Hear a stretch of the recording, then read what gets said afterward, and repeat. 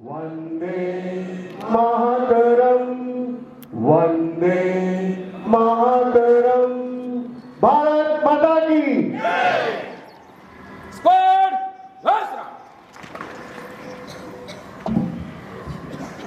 શાંતિ સેના રેલી એ ગાંધીજીના વિચાર સાથે કે જીવનની અંદર શાંતિનો સંદેશો ફેલાવવાનું કામ જ્યારે આપ વિદ્યાર્થી કાળ દરમિયાન જુદી જુદી સંસ્થામાંથી જ્યારે ઉપસ્થિત છે ત્યારે બધા જ વિદ્યાર્થી ભાઈઓ બહેનો આગેવાન વડીલો અને ખાસ કરીને આ ગાંધી મેળાના પ્રમુખ એવા મુરબ્બી જે આ કામ કરી રહ્યું છે ત્યારે આ શાંતિ રેલીનો આપણે પ્રજાની વચ્ચે જઈને સંદેશો આપીએ કે આ દેશની અંદર શાંતિ હશે તો વિશ્વની અંદર પણ શાંતિ ફેલાવવાનું જો કામ કર્યું તો ગાંધી વિચારે કરેલું છે એ આવનારા દિવસોમાં આપણે સૌ સાથે મળીને વિશ્વને શાંતિ અપાવવાના પ્રયત્ન કરીએ અને આના થકી સમાજ જીવન ઉત્થાન કરવાનું કામ ભગીરથ કામ આપના જેવા વિદ્યાર્થી આવનારા દિવસોમાં ભારતનું ભવિષ્ય તમે છો ત્યારે આપ સૌને આ તબક્કે અભિનંદન આપીએ એટલા ઓછા છે। આવનારા દિવસોમાં આ પ્રવૃત્તિમાં આપ સૌ જોડાઈને ગાંધી વિચારને સમગ્ર જન જન સુધી પહોંચે એવા આપણે બધા સાથે મળીને પ્રયત્ન કરીએ। આટલી જ વાત સાથે આપ જ્યારે સવારની પળમાં ઠંડીના સમયમાં આપ વિશાળ સંખ્યાની અંદર જ્યારે ઉપસ્થિત છો ત્યારે આપણને અભિનંદન આપું છું। जन गण मन अधिनायक जय हे भारत भाग्य विधाता। पंजाब सिंध गुजरात मराठा द्राविड़ उत्कल गंगा वैद्य हिमाचल यमुना गंगा उच्चल जलधि तरंगा। तव शुभ नामे जागे तव शुभ आशीष मागे गाए तव जय गाथा। जनगण मंगल गायक जय हे भारत भाग्य विधाता।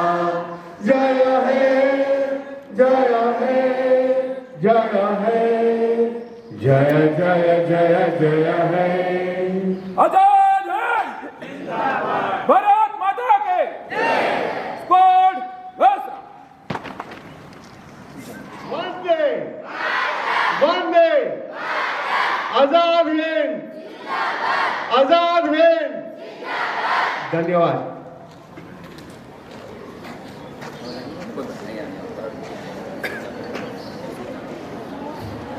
ધ્વજ બધાએ હાથમાં રાખવાનો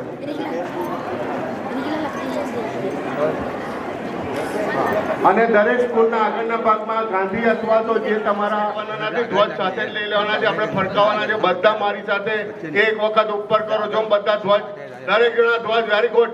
બધાના ધ્વજ જમણી બાજુ ડાબી બાજુ। मेरी शान तिरंगा है, मेरी जान तिरंगा है, अभिमान तिरंगा है, अरमान तिरंगा है। मेरी जान तिरंगा है, मेरी जान तिरंगा है। શાંતિ સેના નિમિત્તે આપણા પ્રમુખશ્રીએ કહ્યું એમ આપણે ધ્વજને કોઈ દિવસ નીચે નમવાનું દેશું। ભારત માતા કી ભાઈ હવે કેવી રીતે જવાનું છે આપણે?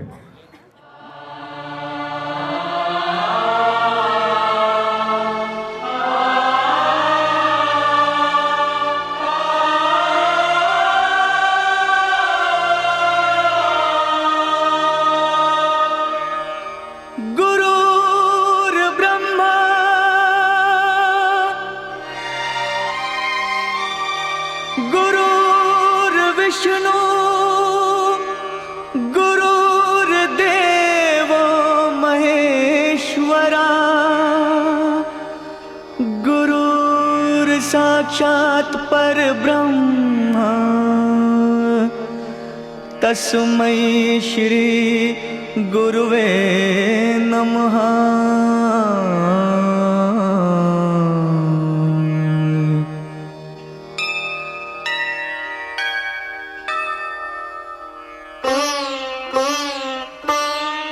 जहाँ डाल डाल पर सोने की चिड़िया करती है बसेरा, वो भारत देश है मेरा, वो भारत देश है मेरा। जहाँ डाल डाल पर सोने की चिड़िया करती है बसेरा, वो भारत देश है मेरा, वो भारत देश है मेरा। जहाँ सत्य अहिंसा और धर्म का पग पग लगता डेरा, वो भारत देश है मेरा, वो भारत देश है मेरा। जय भारती जय भारती जय भारती जय भारती।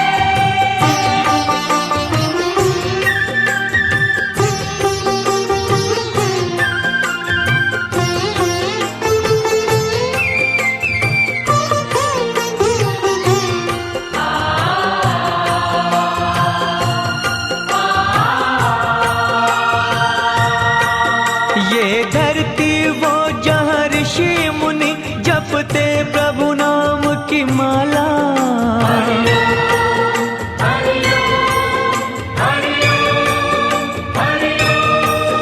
जहाँ हर बालक एक मोहन है और राधा एक बाला, और राधा एक बाला। जहाँ सूरज सबसे पहले आकर डाले अपना फेरा, वो भारत देश है मेरा, वो भारत देश है मेरा।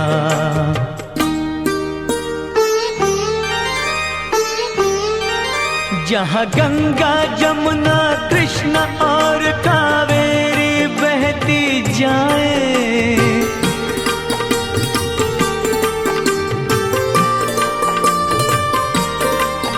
जहाँ उत्तर दक्षिण पूरब पश्चिम को अमृत पिलवाए, ये अमृत पिलवाए। कहीं ये जल फल और फूल उगाए, केसर कहीं बिखेरा, वो भारत देश है मेरा, वो भारत देश है मेरा।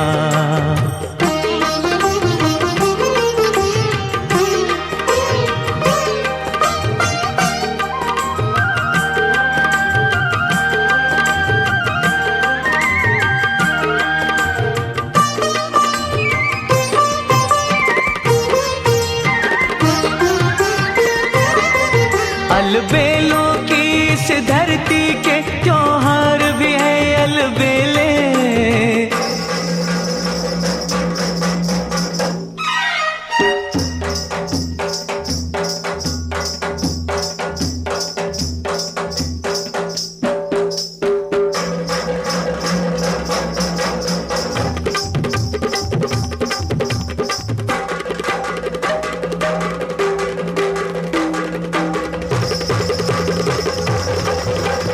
कहीं दिवाली की जगमग है होली के कहीं मेले,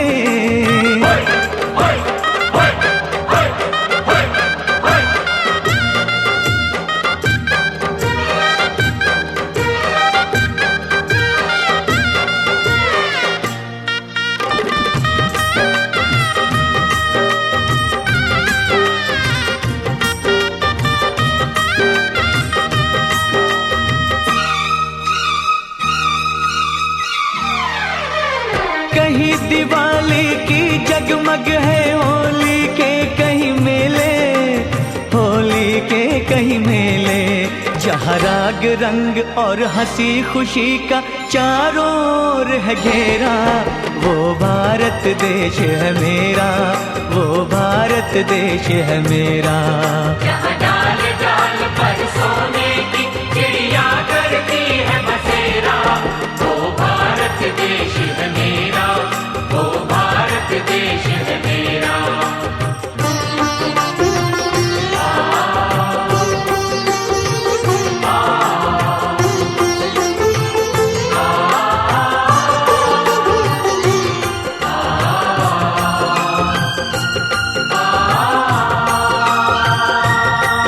जहाँ आसमान से बातें करते मंदिर होश वाले।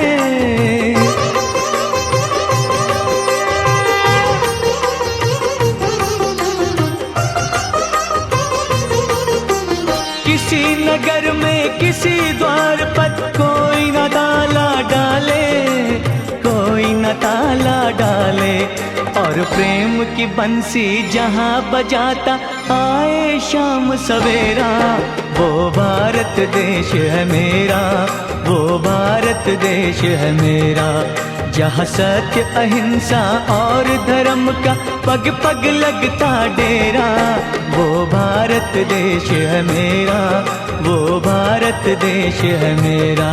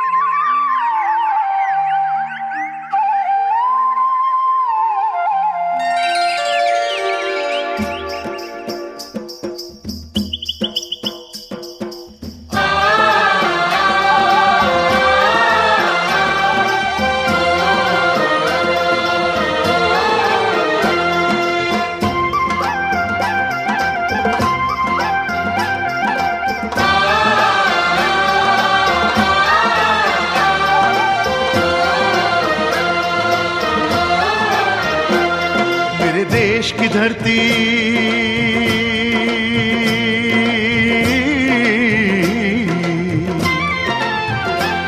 मेरे देश की धरती, सोना उगले उगले हीरे मोती।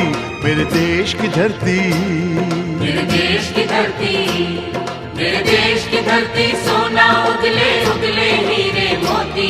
मेरे देश की धरती, मेरे देश की धरती।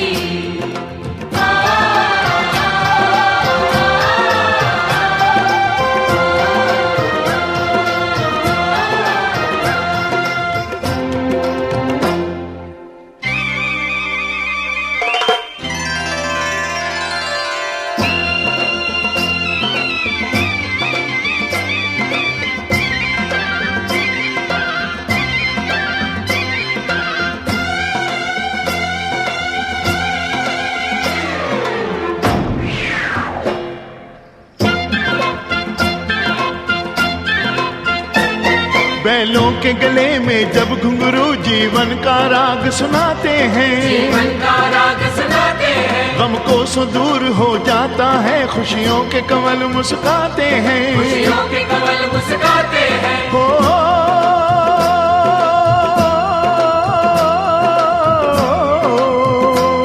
सुन के रहट की आवाजें, सुन के रहट की आवाजें, यूं लगे कहीं शहनाई बजे, यूं लगे कहीं शहनाई बजे। आते ही मस्त बहारों के दुल्हन की तरह हर खेत सजे, दुल्हन की तरह हर खेत सजे। मेरे देश की धरती,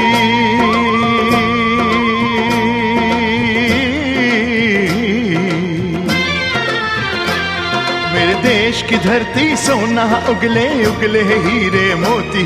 मेरे देश की धरती, मेरे देश की धरती।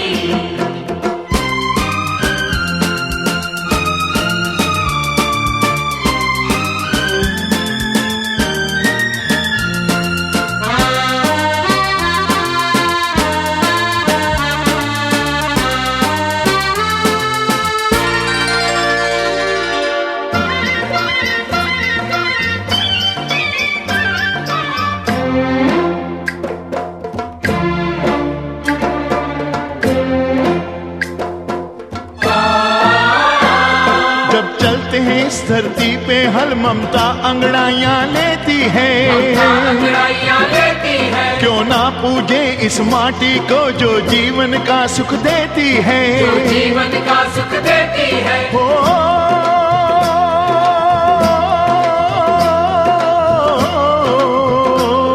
इस धरती पे जिसने जन्म लिया, इस धरती पे जिसने जन्म लिया, उसने ही पाया प्यार तेरा। उसने ही पाया प्यार तेरा। यहाँ अपना पराया कोई नहीं, यहाँ अपना पराया कोई नहीं है, सब पे माँ उपकार तेरा। है सब पे माँ उपकार तेरा। मेरे देश की धरती,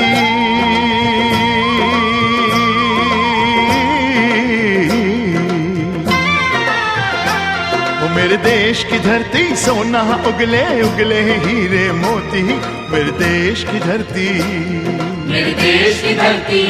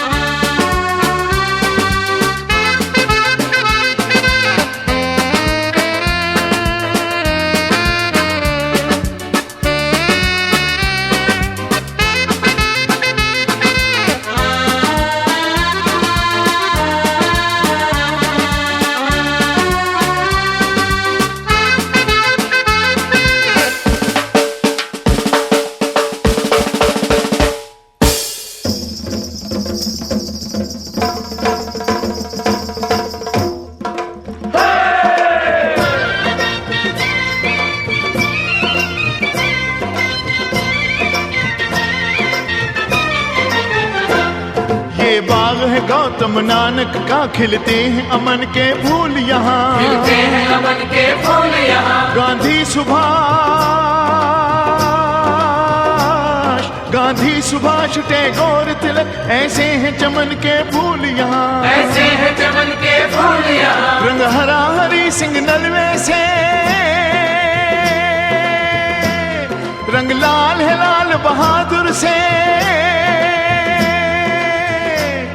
रंग बना बसंती भगत सिंह, रंग बना बसंती भगत सिंह, रंग अमन कबीर जवाहर से, रंग अमन कबीर जवाहर से। मेरे देश की धरती,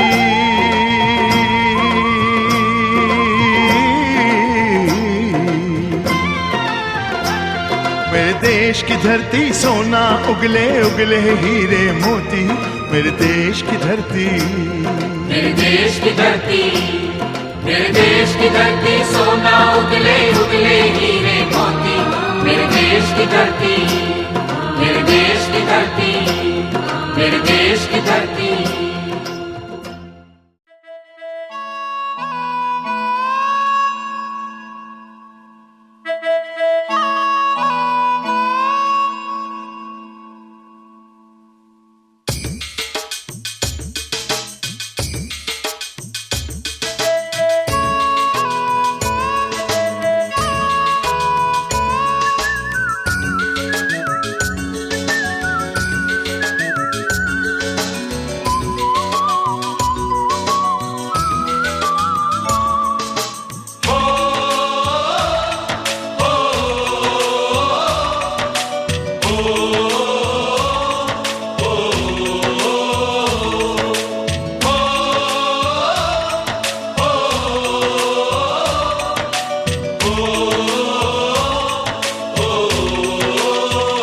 संदेशे आते हैं, हमें तड़पाते हैं, कुछ चिट्ठी आती है, पूछे जाती है कि घर कब आओगे, कि घर कब आओगे, लिखो कब आओगे, कि तुम बिन ये घर सूना सूना है। संदेशे आते हैं, हमें तड़पाते हैं, चिट्ठी आती है, वो पूछे जाती है कि घर कब आओगे, कि घर कब आओगे, लिखो कब आओगे, कि तुम बिन ये घर सूना सूना है।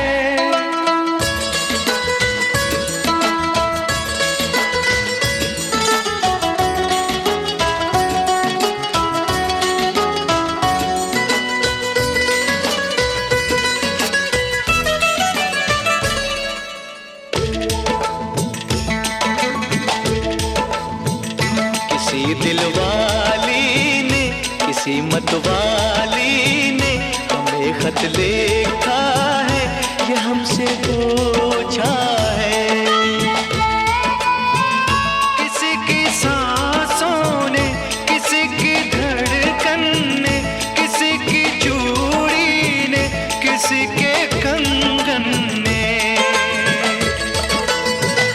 किसी के गजरे ने, किसी के गजरे ने, महकती सुबहों ने, मचलती शामों ने, अकेली रातों ने, अधूरी बातों ने, तरसती बाहों ने, और पूछा है तरसी निगाहों ने कि घर कब आओगे, कि घर कब आओगे, लिखो कब आओगे, कि तुम बिन ये दिल सुना सुना है। संदेश से आते हैं, हमें तड़पाते हैं, वो चिट्ठी आती है, वो पूछे जाती है कि घर कब आओगे, कि घर कब आओगे, लिखो कब आओगे, कि तुम बिन ये घर सुना सुना है।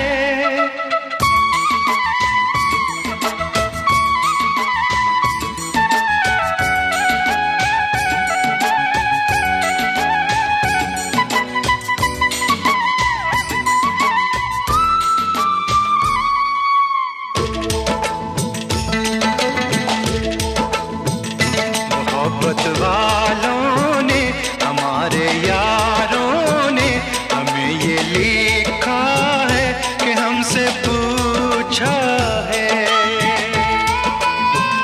हमारे गाँव ने, आम की छाँव ने, पुराने पीपल ने, बरसते बादल ने,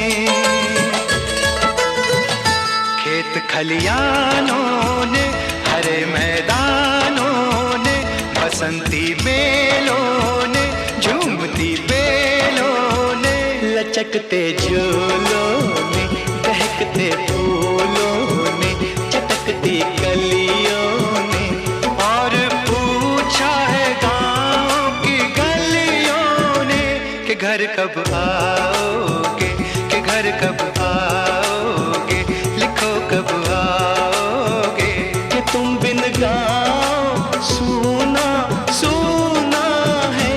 संदेश से आते हैं, हमें तड़पाते हैं, वो चिट्ठी आती है, वो पूछे जाती है कि घर कब आओगे, कि घर कब आओगे, लिखो कब आओगे, कि तुम बिन ये घर सुना सुना है।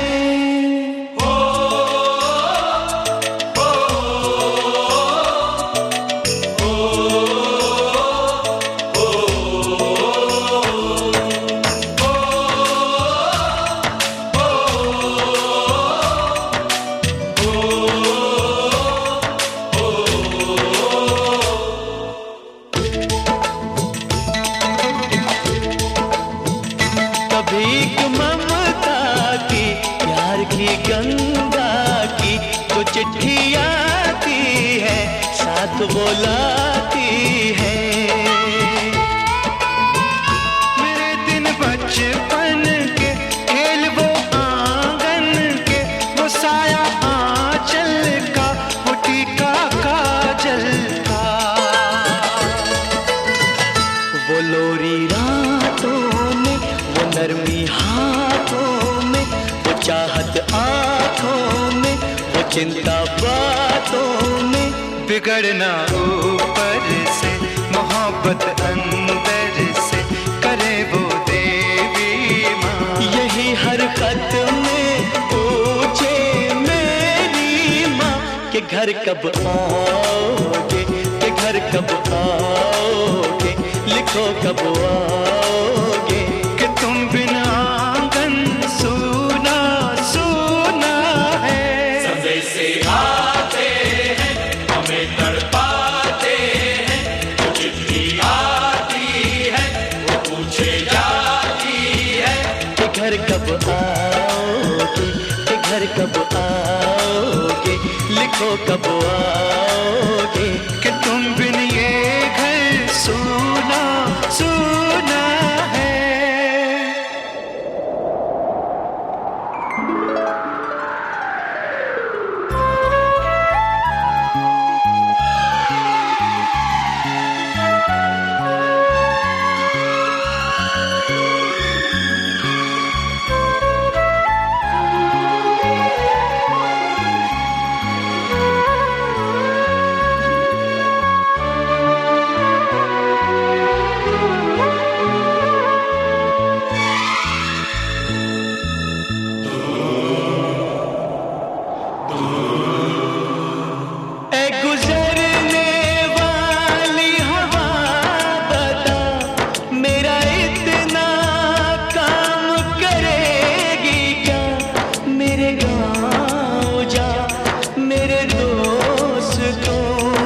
सलाम दे।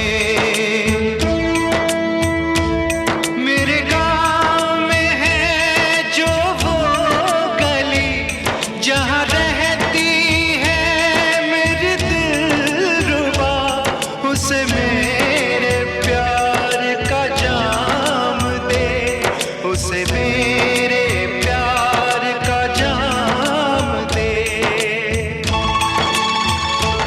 वहीं थोड़ी दूर है घर मेरा, मेरे घर में है मेरी बूढ़ी माँ, मेरी माँ के पैरों को छू के तू उसे उसके बेटे का नाम दे। ऐ गुजरने वाली हवा जरा मेरे दोस्तों मेरे दिलरुबा, मेरी माँ को मेरा पैगाम दे, उन्हें जाके तू ये पैगाम दे।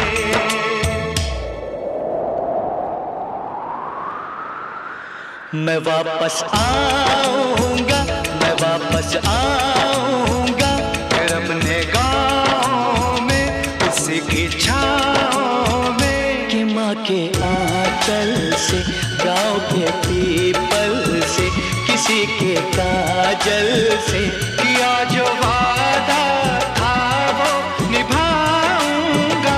मैं एक दिन आऊंगा, मैं एक दिन आऊंगा, मैं एक दिन आऊंगा, मैं एक दिन आऊंगा, मैं एक दिन आऊंगा, मैं एक दिन आऊंगा, मैं एक दिन आऊंगा, मैं एक दिन आऊंगा।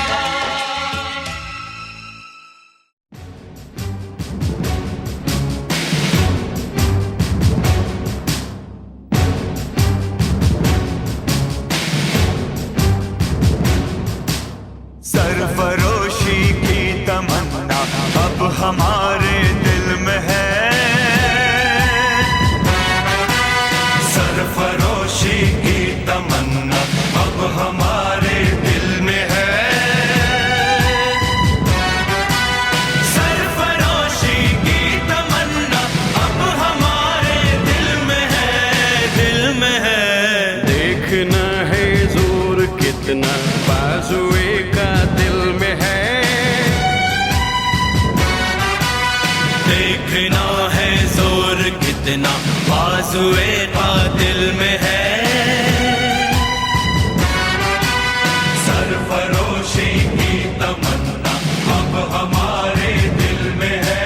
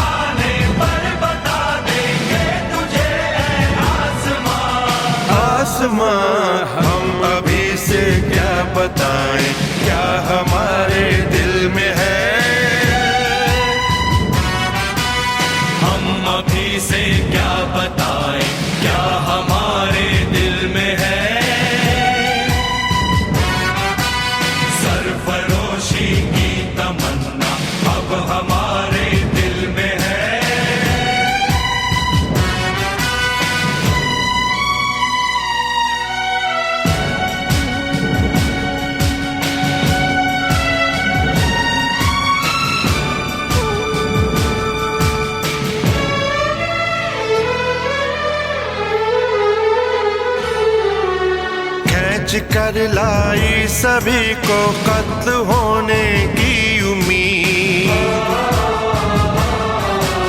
खींच कर लाई सभी को कत्ल होने की उम्मीद, खींच कर लाई है सबको कत्ल होने की उम्मीद, कत्ल होने की उम्मीद। आशिकों का आज जमघट कूचाएगा दिल में है,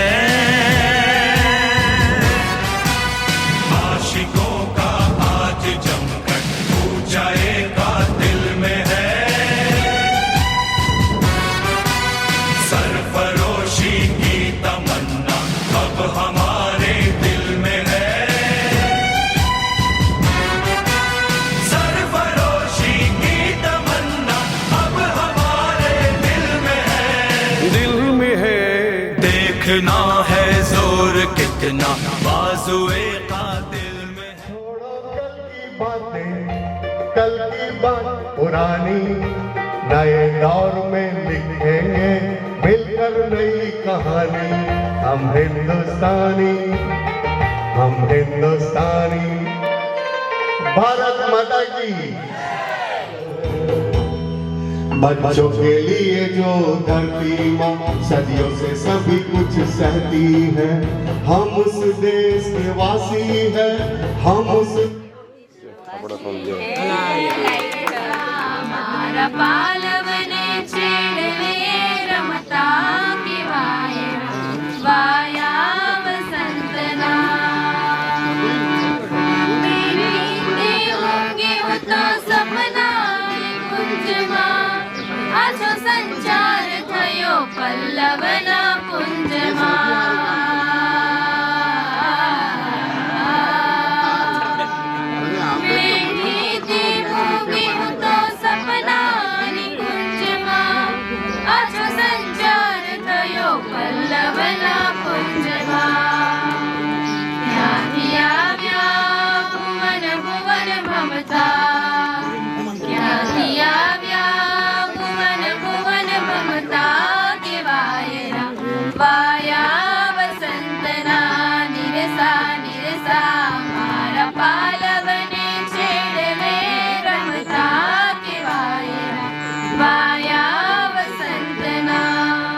બલિદાનથી પાવન ભૂમિ વેડછીમાં આયોજિત 76મા ગાંધી મેળામાં પધારેલ આજના પ્રાકૃતિક ખેતી સંમેલનના આપણા અધ્યક્ષ શ્રી સંયુક્ત ખેતી નિયામક શ્રી સુરત શ્રી કેવી પટેલ સાહેબ, ખેડૂતો શ્રી કમલેશભાઈ કે પટેલ અંભેટીથી જે પધાર્યા છે આપણી વચ્ચે, શ્રી નાનસિંહભાઈ પટેલ, નાનસિંહભાઈ ચૌધરી પધાર્યા છે, અલગ અલગ ગામોથી આપણી વચ્ચે ઉપસ્થિત થયા છે, અને સૌ વિદ્યાર્થી મિત્રોનું આપોને એ ગીત રજૂ કરવા માટે વિનંતી કરું છું, અને ગીતના શબ્દો છે વાયરા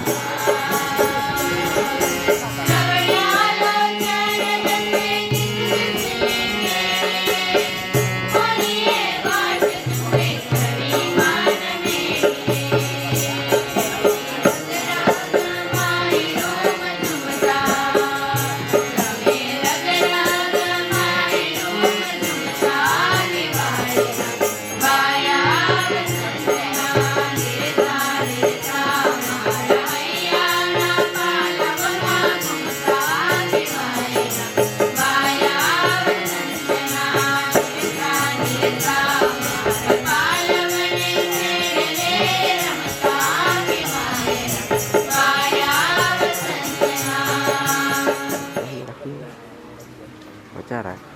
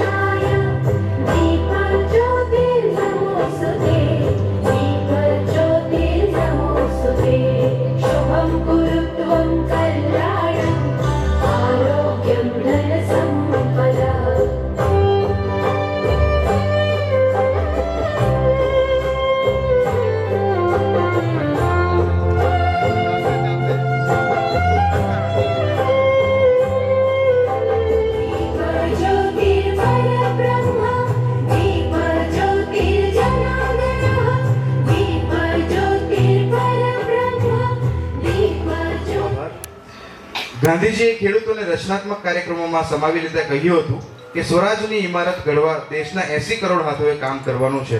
જેમાંથી બીઆરએસ કોલેજના કૃષિ અધ્યાપક શ્રી આનંદભાઈ પટેલને વિનંતી કરું છું કે કાર્યક્રમને પ્રાસ્તાવિક અને સ્વાગત રજૂ કરે.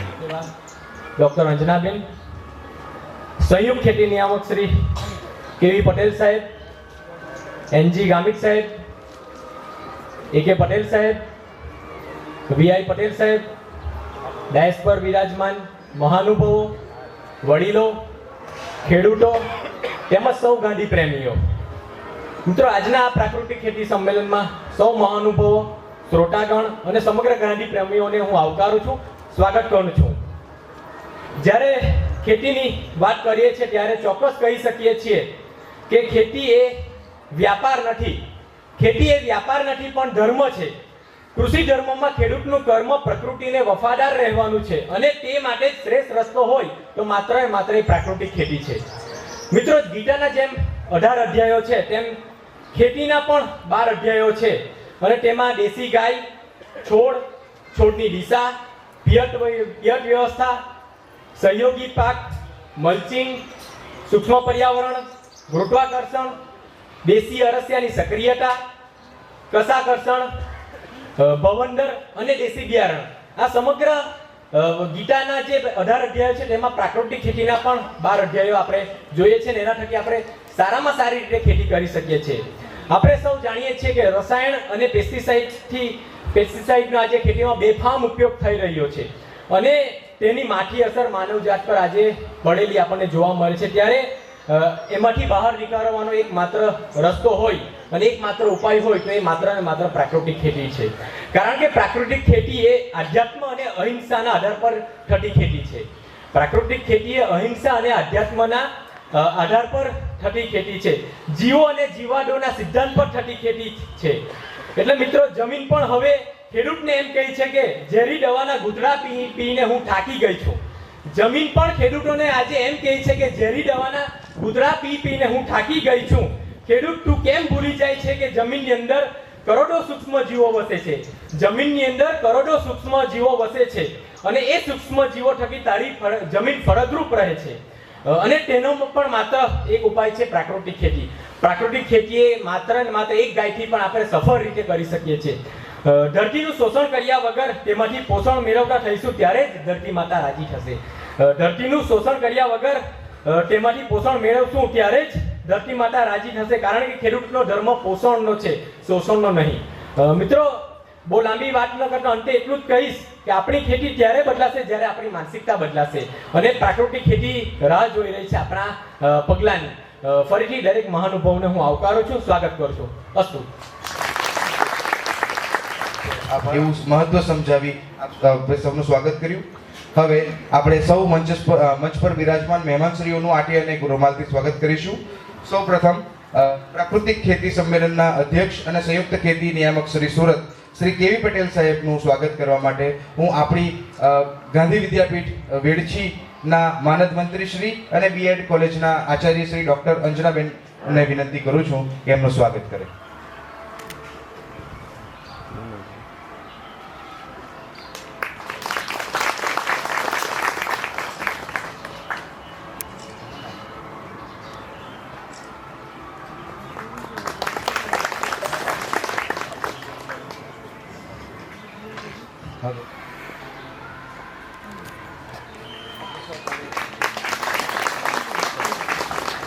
સૌ તાળીઓથી વધાવે.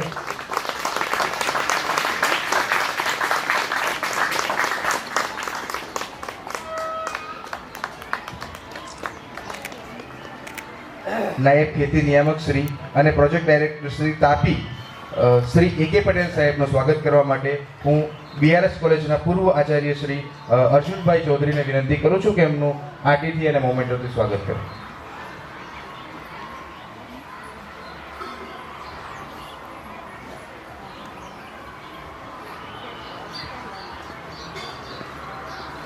આપણે સૌ એમને તાળીઓથી વધાવીએ.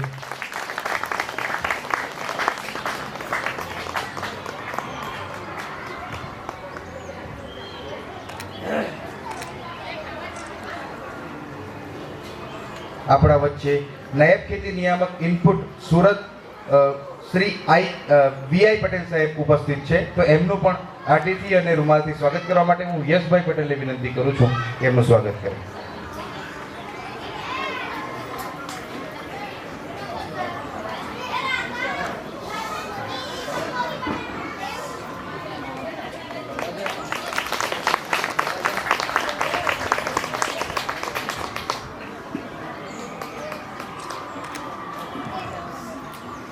આપણા ગાંધી વિદ્યાપીઠના અમને સતત પ્રેરણા આપતા મંત્રીશ્રી અને B.Ed કોલેજના બેન અમારી વચ્ચે જ છે અને યજમાન છે, અમને સૌને પ્રેરિત કરે છે.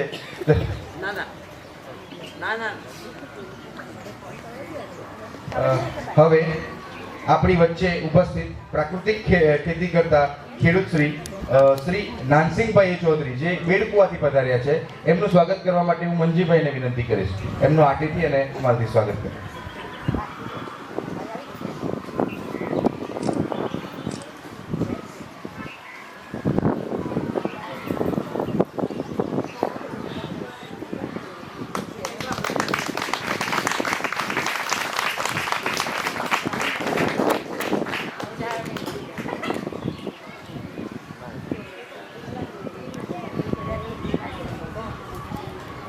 શ્રી કમલેશભાઈ પટેલ જે ખેડૂત છે, પ્રાકૃતિક ખેતી કરે છે, જે આપણી વચ્ચે ઉપસ્થિત છે, એમનું સ્વાગત કરવા માટે હું ફરીથી યશભાઈને વિનંતી કરું છું કે એમનું સ્વાગત કરે.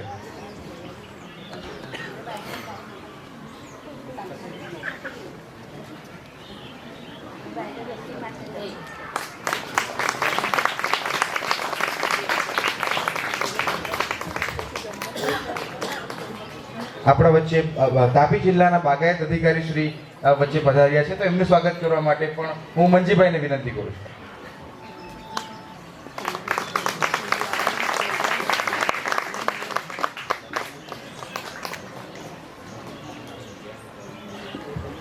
આપ સૌનો ખૂબ ખૂબ આભાર.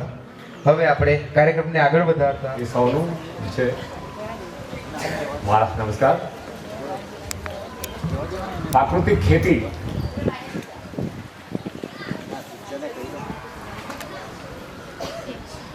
આપણે 50 વર્ષ પહેલા કરતા જ હતા. આજે તારીખ એટલા માટે કેવું છે કે ગાંધી વિચાર, ગાંધીજીએ કીધું ગામડાને સમૃદ્ધ કરે તો ખેતી સમૃદ્ધ, પશુપાલન સમૃદ્ધ થવું જોઈએ. તો પ્રાકૃતિક ખેતી આ બંનેનો જ છે, સમન્વય કરે છે. ખેતી અને પશુપાલન બંને એકબીજાના પૂરક છે. ખેતી સાથે પશુપાલન જરૂરી છે, પશુપાલન સાથે ખેતી જરૂરી છે. કારણ કે આજે ખેતી જ છે એ દેશી ગાય આધારિત ખેતી કહી શકીએ ને. પહેલાના વખતમાં આપણે છાણી ખાતર નાખતા હતા અને જંગલમાં તો નાખતા જ નહીં હતા, હવે નાખતા થયા છે. હવે તો પેલું રાસાયણિક નાખે છે. ડાંગ જિલ્લો જાહેર થયો છે પ્રાકૃતિક જિલ્લો, સારી વાત છે. તાપી જિલ્લો બી કદાચ થોડા વખતમાં જાહેર થશે એવું સંભળાઈ રહ્યું છે. સારી વાત છે, પ્રગતિ થઈ રહી છે લોકોને જોડવા માટે, સજગ કરવા માટે. પ્રાકૃતિક ખેતી એટલે કે દેશી ગાયનું છાણ મૂત્ર અને આચ્છાદન એ મુખ્ય છે. એનાથી જે પાકે છે એનાથી ખેતી સમૃદ્ધ થાય છે, જમીન ફળદ્રુપ થાય છે, સેન્દ્રિય તત્વો ઉમેરાય છે અને સારું ખાવાનું મળે છે. આપણું આરોગ્ય સ્વસ્થ રહે છે. આપણું એટલે કે ઢોરોનું બી સ્વાસ્થ્ય છે સારું રહે છે. પણ આજકાલ જે છે, આજકાલ જમાનો એવો થઈ ગયો રાસાયણિક ખેતીનો. હરિત ક્રાંતિ આવી 1960માં વધવાના ઉગાડવા માટે આપણે હરિયા જે છે હાઇબ્રિડ બિયારણું પ્રાકૃતિક ખેતીનું સંમેલન ચાલુ છે. પ્રાકૃતિક ખેતી પદ્ધતિ, સજીવ ખેતી એનું સંમેલન ચાલુ છે. ખેડૂત મિત્રોને ખાસ વિનંતી એ સંમેલનનો લાભ લો. તો હાઇબ્રિડ બિયારણ એ બધું આવ્યું, જંતુનાશક દવા બધું આવ્યું. ધીરે ધીરે મળો. જ્યાં સુધી આપણી જમીન ફળદ્રુપ હતી આપણો મેળો આવતીકાલે પણ ચાલુ. ત્યાં સુધી ઉત્પાદન મળ્યું. નાના બાળકોએ આ 85-90 પછી છે એની ફળદ્રુપતા ઓછી થઈ ગઈ અને ઉત્પાદન ઘટવા લાગ્યું. આજે વધારે ખાતર નાખીએ છીએ, રાસાયણિક ખાતર નાખીએ તો વધારે પાકતું નથી. નફો ઓછો થઈ ગયો છે, જમીન કઠણ થઈ રહી છે, પ્રદૂષણ જે છે જમીનમાં બી પ્રદૂષણ છે, હવામાં બી પ્રદૂષણ છે, પાણી એટલે કે જમીન ભૂતળ જમીનમાં બી પ્રદૂષણ છે, બધે જ પ્રદૂષણ, વાયુ પ્રદૂષણ છે. પ્રાકૃતિક ખેતીમાં પ્રદૂષણ નજીવ નથી એમ કે ચાલે.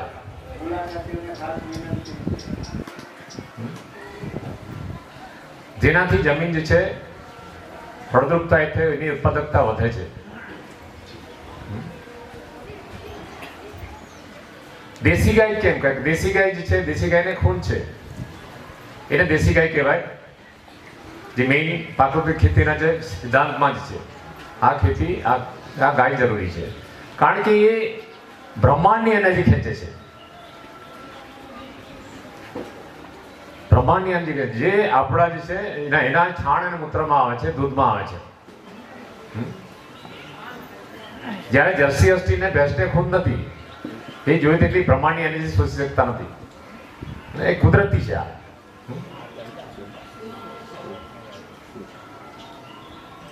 તો પ્રાકૃતિક ખેતીમાં ગાય જે છે, દેશી ગાય હોવી જરૂરી છે. 1 ગ્રામ દેશી ગાયના છાણમાં 300 થી 500 કરોડ ઉપયોગી બેક્ટેરિયા છે, જે ખેડૂતની ભાષામાં કે તે ખાતર આપે છે, છોડને જે જરૂરી છે ખાતર પૂરું પાડે છે. જમીનમાં બધા તત્વો છે પણ ઉપલબ્ધ માત્રામાં હોતા નથી. એ આ બેક્ટેરિયા છોડના મળે જે જરૂરી તત્વો છે પૂરા પાડે છે, એક પ્રકારનું ખાતર પૂરું પાડે છે. જમીનને ઢાંકીને રાખીએ છીએ આપણે, એટલે સૂર્યનો પ્રકાશ જે છે, તડકો જે છે પડે તો આ બેક્ટેરિયા 25 થી 32 ડિગ્રી તાપમાનમાં જ બરાબર કામ કરે. તો ઘાસ પાડા પથરાથી આચ્છાદન કરવાથી એ તાપમાન જળવાઈ રહે છે અને બરાબર કામ કરે, 24 કલાક કામ કરે છે.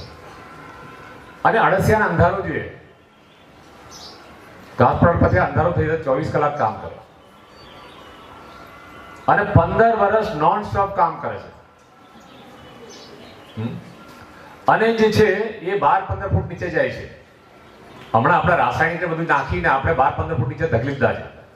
જેવી દેશી ગાયનું જે છે, જે દ્રાવણ બનાવીને જીવામૃત કહેવાય, એ નાખવા એની સુગંધથી ઉપર આવશે એટેક થઈને, અને માટી રેતી ખાતા ખાતા જે છે 12-15 ફૂટ નીચે જશે, ઉપર આવે તો બીજા તકે ઉપર આવશે. એનામાં 8 થી 10 ગણા તત્વો મળી રહી છે ઉપલબ્ધ માત્રામાં. તો આપણે કહેતા હતા, આપણે ભણ્યા હતા કે દેશી રેસીને આપણે ખેડૂતનો હળ કહીએ છીએ, તો આ એ હળનું કામ શરૂ કરી દેશે. અળસિયા દિવસના 3-4 વાર જે છે ઉપર નીચે થાય છે, એટલે 6 જેટલા દર કરે છે, જેનાથી વરસાદનું પાણી અંદર રિચાર્જ થાય દર દ્વારા, ભૂગર્ભ જળ રિચાર્જ થાય છે, ભૂગર્ભ જળ ઉપર આવે છે અને 8-10 ગણું ખાતર આપે જુદું. તો આ ખેતીમાં મેઇન છે, હું વાત કરું તો દેશી ગાયના જે છાણમાંના બેક્ટેરિયા અને દેશી અળસિયા, આ બેને પાડવાના છે આપણે. એ આપણને પાડશે,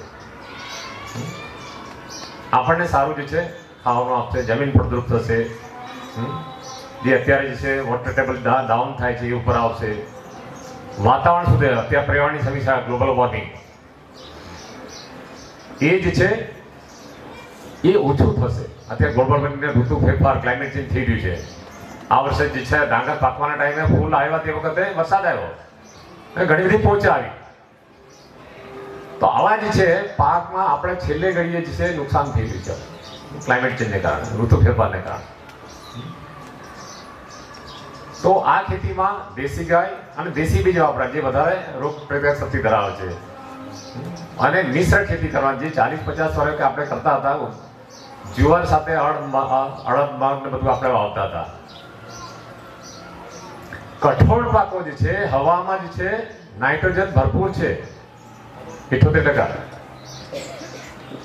તો કઠોળો જે છે મૂળિયામાંથી છે એ ગાંઠ હોય છે રેઝિડ્યુઅલ પ્રકારની છે ફૂગ એ હવામાંથી સીધું નાઇટ્રોજન પોતે વાપરે છે ને મેઇન પાકને જે છે જુવાર કે શેરડી માટે ચડી જાય છે.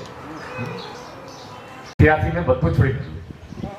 નિંદામણનાશક છે, રાસાયણિક ખાતર ને દવા નાખવાનું બધું છોડી દીધું. 8 વર્ષથી કરું છું. મારી જમીન જે છે 6 ફૂટની જ છે, અરે 6 ઇંચની છે, સોરી, નીચે મોરમ છે. એમાં મેં પહેલી વાર જે છે શેરડી મેં કરી 2018માં.